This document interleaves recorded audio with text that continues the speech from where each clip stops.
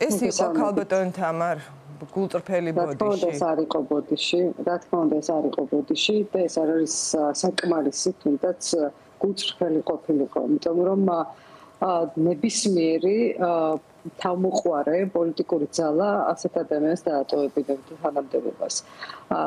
ირაკლი ბერაიასთან დაკავშირებით იმიტომ ვითხოვთ, ახლა ალუდა ხუდუშაურის გამოსვლაც იყო ნამდვილად ქალების მიმართ აგრესიული ძალადობრივი შეურაცხმყოფელი და ყველაფერი, მაგრამ ყველა მწვერვალი დაიპყრო დღეს ირაკლი ბერაიამ თავისი შეურაცხყოფების თვალსაზრისით და უფრო მეტიც დიახ, მან მიაღწია სექსუალური შევიწროების სტანდარტსაც კი.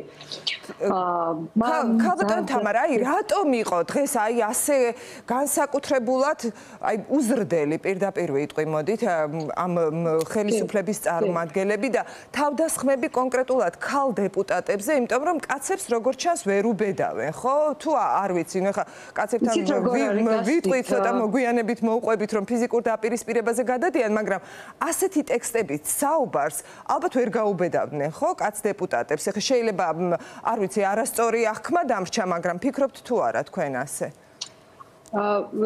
ნამდვილად, იმიტომ რომ როდესაც კაცებს მიმართავენ შეურაცხმყოფლად, იქ უცებ ჭუბი იწყება და ასე შემდეგ და რაც შეეხება ქალებს გასდით, იმიტომ რომ არც ერთი მხარდამჭერი განცხადება, მაგალითად ქალების მიმართ მსგავსი ტიპის შეურაცხმყოფელ განცხადებებზე ჩვენ მათი კოლეგა, მათი გუნდის წევრი კოლეგა ქალების მიმართ მხრიდან არ მოგვისმენია.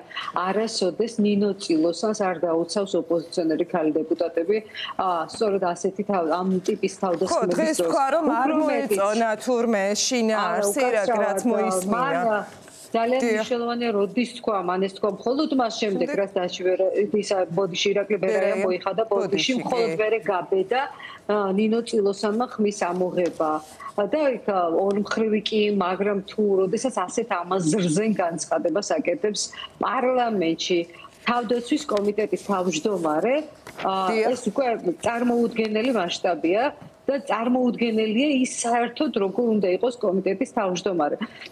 მე უფრო მეცაც ვიტყვი, პირად საუბრებში და ხო არის დარბაზში ბევრი ადამიანი არიჯდა, ბევრი კოლეგა არიჯდა და როდესაც მისმა კოლეგა კაცებმა მოისმინეს ტექსტი, ჩვენ მოვასმინეთ, თავიდან ბოლომდე მოსმენილი არ ჰქონდათ, მართლა ძალიან ცუდ მდგომარეობაში ჩავარდნენ. აი, უხერხულობისგან რა თქვათ, არ იცოდნენ, წარმოუდგენ ამას არ ველოდით. ამიტომ მივმართავ მე ახლა ირაკლი ბერაიას, რომ თუ არ გესმით ქალების ენა, თუ არ გესმით, რომ ქალს შეურაცხყოფა მიაყენოთ, მაშინ იმ კაცებს, ვინც დღეს ჩააყენეთ, უხერხულ მდგომარეობაში პატივი ეცით და გადადექით, იმიტომ რომ მართლაც გულწრფელად ბევრი მისი კოლეგა ძალიან უხერხულ მდგომარეობაში ჩავარდა დღეს. და თუ მას ყოფნის კაცობა თავისი კაცური გაგებით, მაშინ უნდა წავიდეს საკუთარი ნებით. ახლა რაც შეეხება ქართულ ოცნებას, როგორც გუნდს, რომელმაც უნდა მიიღოს გადაწყვეტილება თუ ირაკლი ბერაიას არ ეყოფა ნების ყოფა, რა ვიცი ძალა, მაგრამ მე არ ველოდები რომ მას ეს ეყოფა, იმიტომ რომ როგორი სახით მოიხადა ბოდიში ჩვენ ამას უყურებთ, არა? მაშინ ქართულმა ოცნებამ მაინც სულ მცირე გასაგებია რომ ოპოზიცია არ აინტერესებდა.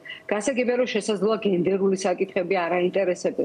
მაგრამ სულ მცირე საერთაშორისო დონეზე, როდესაც ხალხი მოისმენს დღეს ირაკლი ბერაიას განცხადება სირცხვილია უბრალოდ.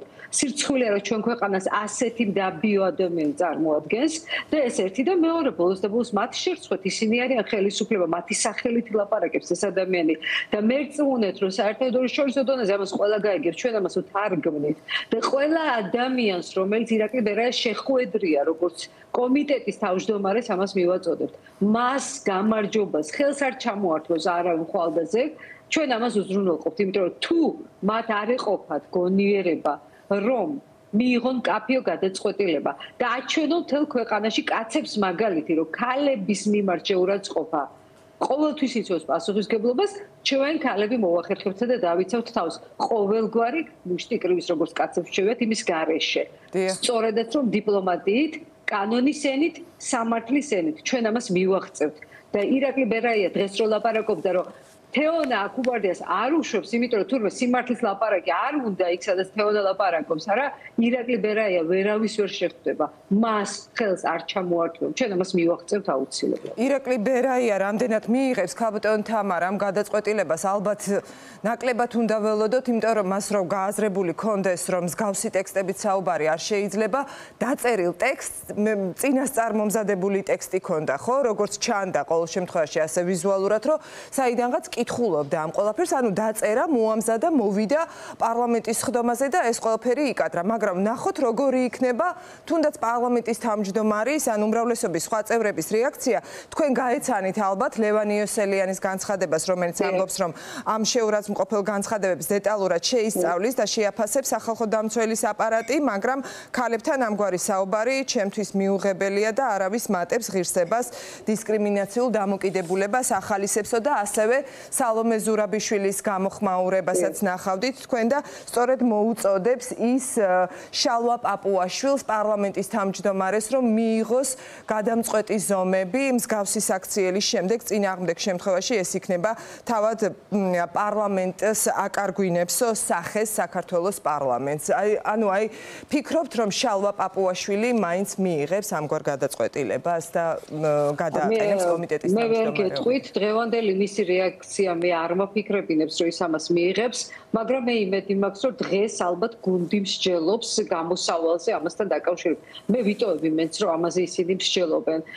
ერთპიროვნულ გადაწყვეტილებას ალბათ იქ ვერცერთი ვერ გაბედავს და ვერ მიიღებს, მაგრამ ძალიან მნიშვნელოვანია, რომ გაიხსენონ ის, რომ ეს ადამიანი ვინ არის, ამას ყველას გავაგებინებთ და მე ამ სახელის მქონე ადამიანი მათი გუნდის სახელით თუ იulis საერთაშორისო დონეზე, ეს მათი რეპუტაციისთვის იქნება დამანგრეველი საბოლოო ჯამში. ამიტომ ალბათ მათთვის აჯობებს, რომ ამ ადამიანს ურჩიონ, რომ გადადგეს კომიტეტის თავმჯდომარეობიდან, ანახონ საზოგადოებას პასუხისგებლობა, მათ შორის გუნდური პასუხისგებლობა, იმიტომ რომ დღეს მამუკა მდინარაძემ ბოდიში რომ მოიხადა, მან გაცილებით მეტი უხერხულობა იგრძნო ჩვენთან საუბრის დროს, მან ის გამოავლინა.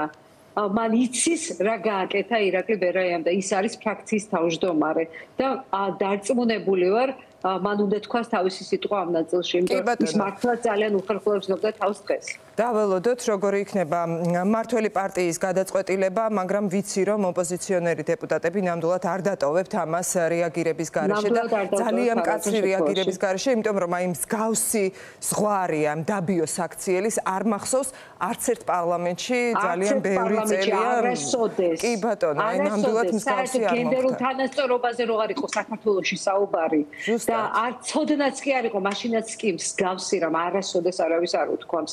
ყველანაირ ზღვარს გადააბიჯა დღეს ირაკლი ბერაია. ნამდვილად დიდი მადლობა ქალბატონ თამარ კორძაია საუბრობდა პირდაპირ ეთერში.